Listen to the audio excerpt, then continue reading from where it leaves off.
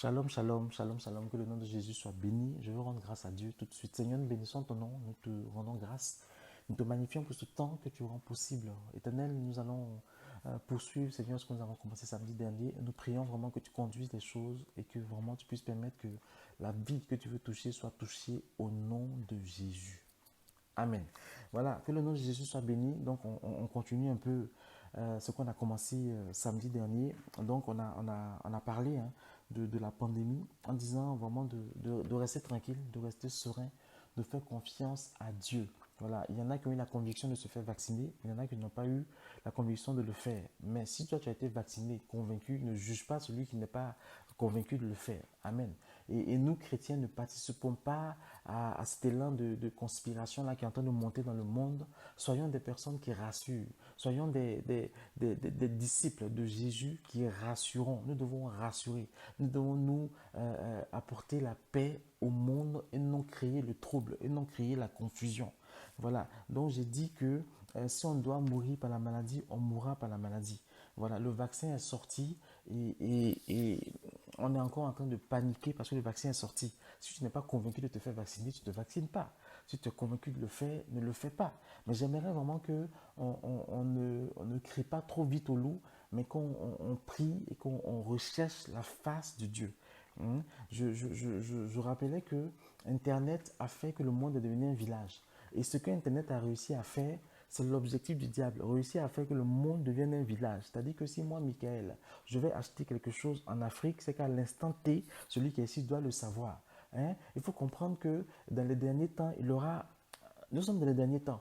Mais le plan du diable aussi, c'est qu'il y a un transfert énorme de technologies. Aujourd'hui, les transferts de technologies qui se font, c'est un peu les technologies obsolètes en Europe qui va vers les pays du Sud.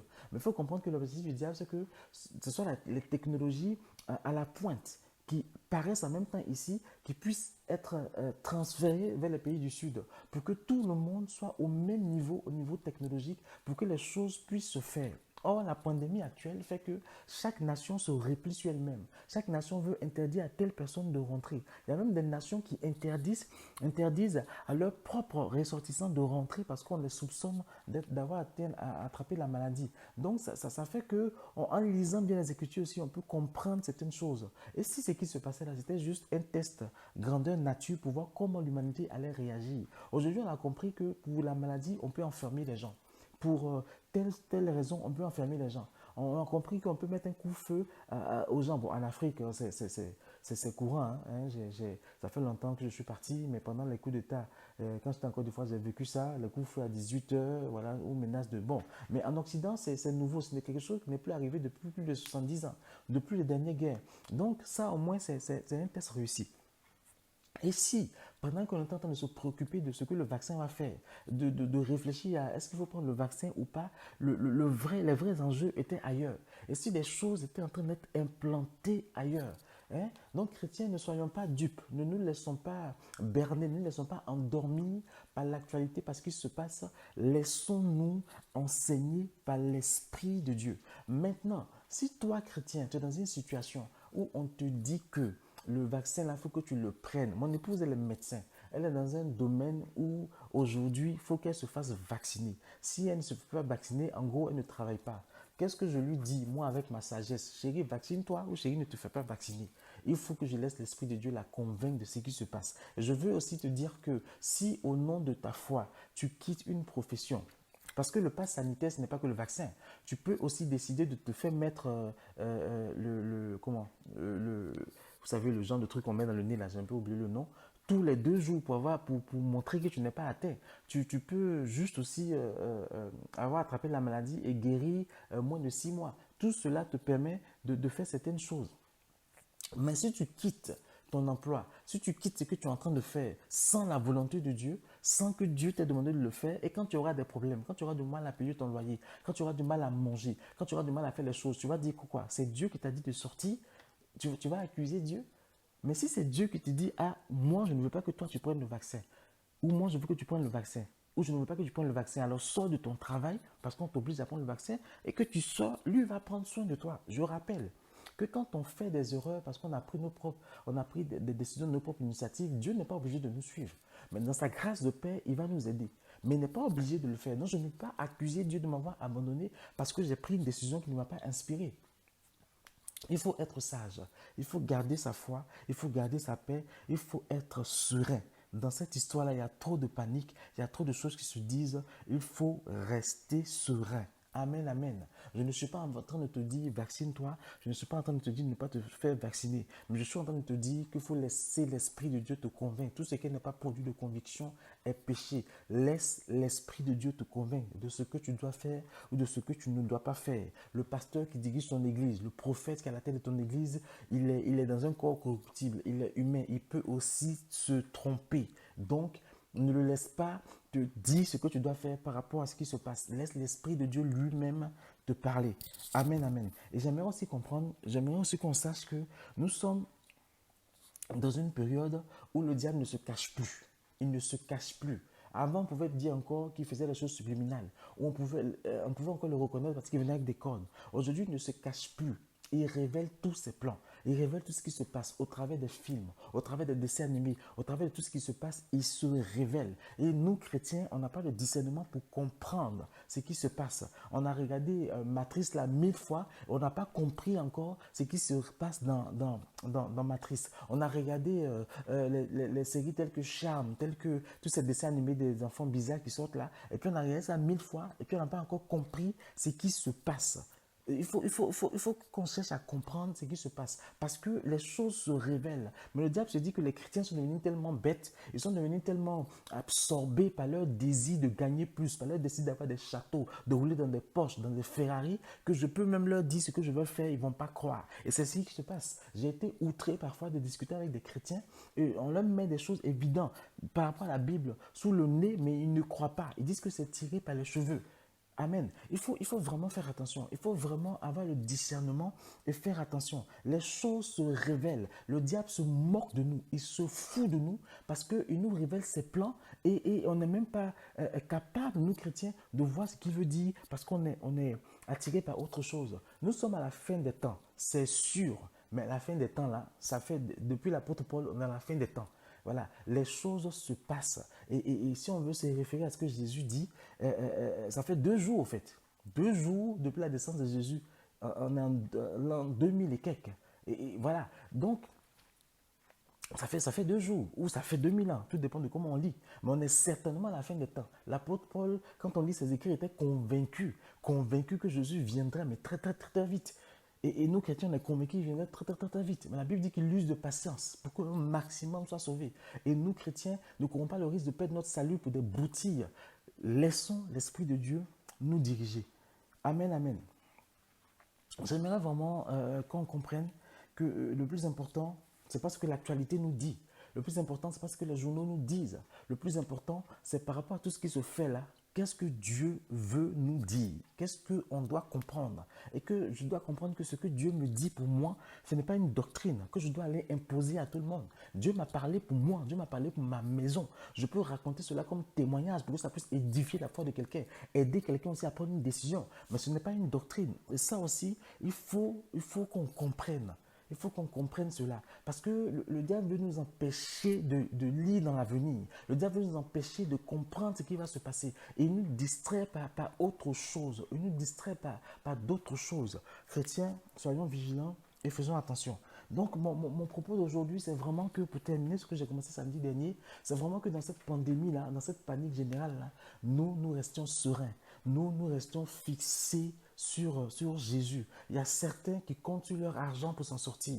Il y a certains d'autres encore qui comptent sur leurs relations. D'autres encore qui comptent sur leurs connaissances. Mais nous devons nous appuyer sur l'Éternel des armées. Nous devons nous appuyer sur Yeshua HaMashiach, celui-là qui nous a aimés jusqu'à donner sa vie pour nous. Et quand tu comprends que celui-là, il a donné sa vie pour toi, pas pour que tu aies un château sur la terre dans un premier temps, mais il a donné sa vie pour toi pour que tu sois sauvé, pour que de jour il vienne te prendre. Tu vas relativiser beaucoup de choses qui se passent dans ta vie. Tu vas relativiser beaucoup de choses qui se passent dans ta vie.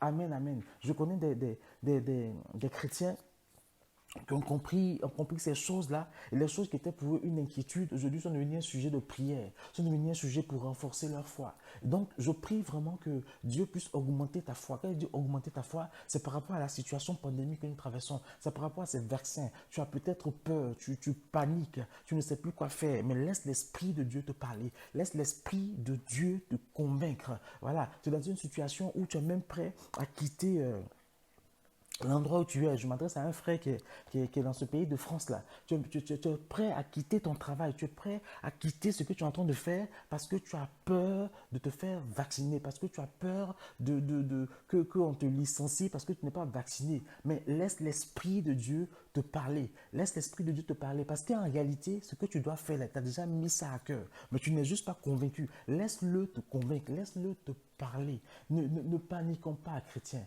N'ayons pas peur, chrétiens. Parce que si nous paniquons déjà pour ce qui se passe, si nous avons déjà peur pour ce qui se passe, quand le moment va vraiment arriver où on n'aura plus le droit de rien faire, si on n'a pas ce signe, qu'est-ce qu'on va faire? Je vais te rappeler quelque chose. Quand on lit bien la Bible, quand on lit bien l'Apocalypse, le signe de la bête là, si tu ne l'as pas là, c'est pas que tu ne pourras plus aller au restaurant. Ce n'est pas que tu ne pourras plus aller faire des achats. Je vais te dire ce que tu ne pourras pas faire quand tu auras le signe de la bête. Tu ne pourras plus louer de maison. Tu ne pourras plus acheter de maison. Tu ne pourras plus avoir de compte en banque. Tu ne pourras plus posséder une carte. Tu ne pourras plus te déplacer. Tu ne pourras plus manger. Tu ne vas simplement plus exister parce que dans la base de données, tu n'en feras pas partie. Tu feras partie de ce qu'on va appeler les résidus, ceux-là qui sont hors système. Donc, en fait, tu ne pourras plus rien faire. Donc, quand ce moment-là va arriver, tu seras juste un SDF en puissance. Tu ne pourras plus rien faire. Aujourd'hui, quand tu n'as pas le pass sanitaire, quand tu n'as pas la vaccination, tu peux encore rester chez toi. Tu peux encore aller faire des choses. Mais au moment venu, tu ne pourras plus rien faire. Et je veux que tu comprennes que dans cette situation-là, les nations ne sont pas encore en train de former un peuple. Les nations sont à nouveau en train de s'isoler. Oh, hey Jésus, que Dieu nous aide, que Dieu nous aide. Les nations sont en train de se replier sur elles-mêmes. Mais quelque chose de plus grand est en train de se préparer, quelque chose de plus grave en train de se préparer. Ça va arriver peut-être demain, ça va arriver peut-être après-demain, peut-être dans 5 ans, dans 10 ans, on ne sait pas. Mais la Bible nous parle. Alléluia. Vraiment, lisons notre Bible. Lisons notre Bible. Amen. Voilà, si on a peur maintenant, là, si on panique comme ça, si on est dans un tel truc, ah, je vais finir en vous disant que les chrétiens qui ne voulaient pas se faire vacciner, j'en connais. Les chrétiens qui ont voulu se faire vacciner, j'en connais. Et Dieu a convaincu chacun. Donc, si toi tu as peur, s'il te plaît, ne crée pas la peur chez ton frère, ne crée pas la peur chez ta soeur. Laisse l'Esprit de Dieu te parler. Laisse l'Esprit de Dieu te convaincre. Amen, amen. Vraiment, que Dieu nous aide. Que Dieu nous aide à avoir le comportement qu'il faut. Que Dieu nous aide à avoir la manière qu'il faut dans ce monde pandémique actuel-là. Et que vraiment sa seule volonté puisse triompher. S'il te plaît, quand tu vas prier par rapport à cette pandémie, quand tu vas prier par rapport à ce vaccin, laisse l'Esprit de Dieu te diriger dans la prière. Hein? On a trop prié contre la volonté de Dieu. On a trop prié contre la volonté de Dieu. Laisse l'Esprit de Dieu te diriger. Ne prends pas le risque de prier contre quelque chose que Dieu veut faire. Ne prends pas le risque de prier contre quelque chose que Dieu veut faire.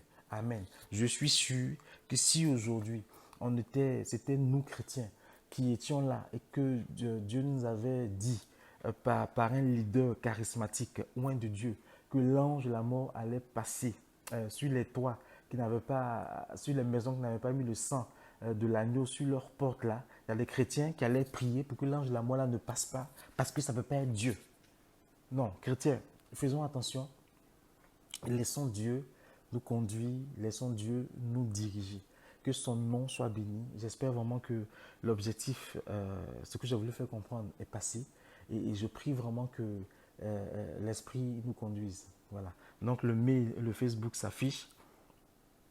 N'hésitez pas et n'hésitez pas. Voilà. Que le nom de Jésus soit béni et rappelons-nous toujours que Dieu, c'est notre papa. Voilà. Bonne semaine à vous et restons bénis. Bye bye.